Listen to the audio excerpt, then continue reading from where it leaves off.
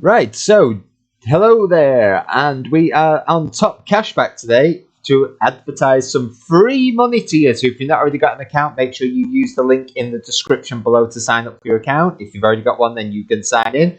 But Easter Treats is back for 2023, and have we got some treats for you? Welcome back for day 2 of Top Cashback Easter Treats 2023, and without further ado, let's get on to RAC UK, because that is your day 2 answer. So if we click on that and then we click on RAC, da-da, the hummingbirds appeared. Let's click on it. We found a treat. What have we got? We won 10p yesterday. A 1 multicoloured egg. It looks beautiful.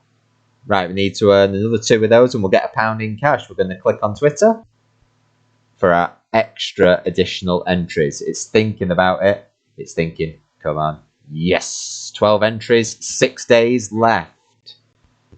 So, hope you enjoyed the video. Don't forget to like and subscribe for more daily clues on Top Cashback Easter Treats and win some free money. We'll see you later. Bye.